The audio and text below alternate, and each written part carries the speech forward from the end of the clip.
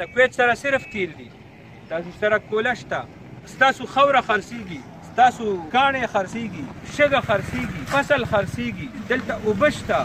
بیا د دې علاقې د حالت داسې ولې دی؟ دا تپوس تاسو خپل ځان نه وکئ، خپلو ګریوانونو کې وګورئ او د خپلو مشرانو نه لږ تپوس وکئ چې تاسو موږ له تېرو 40 کالو کې څه کړي دي. السلام علیکم ناظرین، میں ہوں تفہیم اور اس وقت موجود ہوں چراٹ روڈ. یہ چراٹ روڈ ازاخیل سے گوداموں سے شروع ہوتا ہے اور چراٹ سیمنٹ فیکٹری اور اوپر بہت سارے علاقے ہیں، خٹک نامہ کا علاقہ، وہاں تک جا پہنچتا ہے.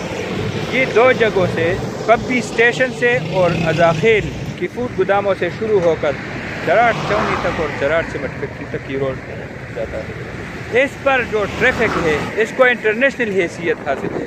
یہاں سے جو ٹریفک چلتا ہے تو وہ افغانستان اور کوئٹہ اور بہت سے علاقے یعنی افغانستان سے ہو کر آتے ہیں اور یہ بڑے بڑے ٹرالر اس روڈ سے گزرتے ہیں. یہاں جو علاقے ہیں اوپر ان کے مکینوں کو بڑی تکلیف، یہاں ٹرانسپورٹ انتظامیہ بھی پریشان، علاقے کے عوام بھی پریشان. اس کے لیے مستقل دیرپا منصوبہ بندی کی ضرورت ہے تاکہ یہ روڈ اسی طرح بن سکے. بیرونی ممالک سے آنے والے ہمارے مہمان اگر اس روڈ سے گزرتے ہیں چراٹ سیمنٹ فیکٹری کو جاتے ہوئے تو وہ یہاں سے کیا تصویر لے کر جاتے ہوں گے. یہ روڈ ایسا بننا چاہیے کہ ایک اچھی تصویر پوری دنیا میں پیش ہو سکے. یہاں آنے والے لوگ وہ مختلف علاقوں سے ہوتے ہیں، وہ بیرونی ممالک سے بھی آتے ہیں. تو یہ دو جگہوں سے اس کی پوائنٹنگ ہوتی ہے، پبی اسٹیشن سے شروع اور یہاں ازاخیل سے، پھر آگے جا کے یہ روڈ آپس میں ملتے ہیں. لیکن یہاں جو انڈسٹری زون ہے جی، یہاں پر 40 سال سے چراٹ سیمنٹ فیکٹری وہ بنی ہوئی ہے. اس کے علاوہ برتا خشت ہیں، وہ ملک بھر میں تعمیراتی جو کام ہیں ان کے لیے سپلائی وہ کر رہے ہیں.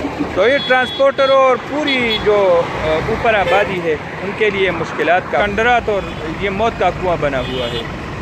انتظامیہ کو اس بارے میں سوچنا چاہیے، حکومت کو، صوبائی حکومت کو اس کی ایسی پلاننگ کرنے کی ضرورت ہے کہ آئندہ 30-40 سال 50 سال کے لیے وہ روڈ کارآمد ہو، نہ کہ ہر سال اس پر کروڑوں لگائے جائے لیکن اس کا کوئی فائدہ نہیں.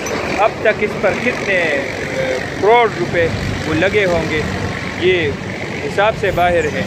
لیکن اس پر آگے چلیں گے، آگے کی صورتحال کیا ہے وہ بھی ہم آپ کو بتائیں گے، ہمارے ساتھ رہیے گا.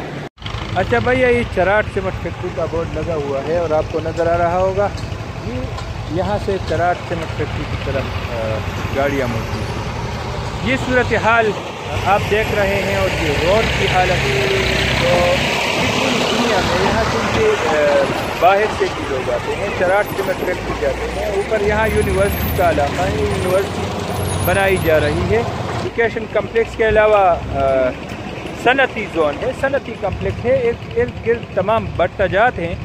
اور اس کے علاوہ یہ چراٹ سیمنٹ فیکٹری اس کی اپنی اہمیت ہے. 40 سال سے یہاں سے ہماری سپلائی ہوتی ہے، افغانستان کو بھی یہاں سے گاڑیاں جاتی ہیں، ٹرانسپورٹ یہاں چل رہا ہے، پہیا چل رہا ہے. لیکن روڈ کی حالت یہ ہے، اس وجہ سے عوام انتہائی شدید مشکلات کے شکار ہیں. تو یہ چند مناظر آپ کے ساتھ شیئر کر رہے ہیں. آگے کی صورتحال اب آپ کو بتائیں گے، ہمارے ساتھ رہیں. گرانو کتونکو دا خیبر پختونخوا او د پاکستان پورا پاکستان ډیره اهمه علاقه ده. دا تاسو ګورئ چراټ سیمنټ فیکټري او دې خوا دا سرسبز شاداب غرونه د معدنیاتو نه ډک غرونه، دلته هر طرف ته یو صنعت هم شته، بټۍ دي، زراعتي ځمکې دي، انجینیرینګ یونیورسټي ده. دا د چراټ علاقه خټکنامه او دا مرکز دی، صنعتي زون دی. خو دلته څه پورې د نمایندګانو دې ته فکر نه دی راغلی، دې ته سوچ نه دی کړی، د دې دپاره مکمل او دیرپا منصوبه بندي نه ده شوې. 40 کالو نه زیات تقریبا وشو او دا روډ همدغسې صورتحال کې دلته جي شګه اچولی کېږي، دلته کې بجري واچولی شي، دلته هر کال مرمت وشي او د مرمت په نوم باندې به تر اوسه پورې په کربونو روپۍ لګېدلي. څوک به یې تپوس کوي؟ د چراټ دا ځوانان دی په ټوله دنیا کې، په کویت کې، په دې ملک کې مختلفو کنټینونو کې، کپلو کې مزدوریانې کوي. نوکونه یې وغورځېدل، د دوی د سرونو ویښته سپین شول، بوډاګان شول. خپل علاقې هغه یې له څه ورکړل. دا سرسبز و شاداب ځمکې، دا علاقې دا د کویت نه کمه نه ده. د کویت نه، کویت سره صرف تیل دي، تاسو سره کوله شته، تاسو سره ستاسو خاوره خرڅېږي، ستاسو کاڼې خرڅېږي، ستاسو شګه خرڅېږي، ستاسو فصل خرڅېږي. داسې شي دلته اوبه شته. بیا د دې خطې او د دې علاقې د ځوانانو حالت داسې ولې دی؟